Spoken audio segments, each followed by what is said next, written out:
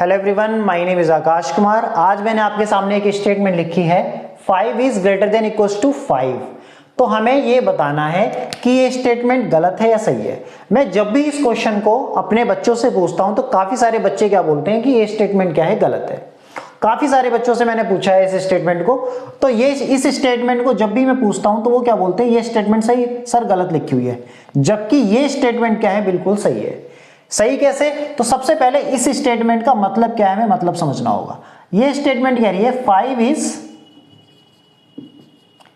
Greater than 5 और 5 is equal to 5।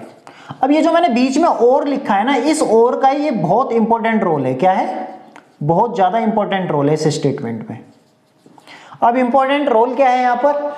तो ये स्टेटमेंट सही कैसे कहलाई जाएगी? देखो, अगर और से इस तरफ वाली चीज सही है और से इस तरफ वाली चीज अगर गलत है, तो जब भी मैं इस स्टेटमेंट को क्या बोलूंगा, ये सही है।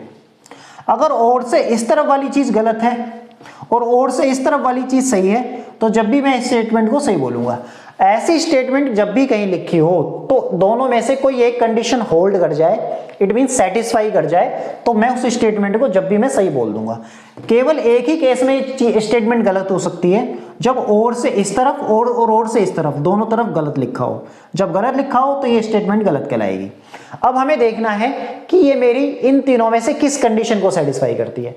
अब और से इस तरफ पढ़ते हैं हम लेफ्ट हैंड साइड में, तो 5 इज ग्रेटर देन 5 है। जब नहीं, ये तो हो नहीं सकता, ये तो गलत है।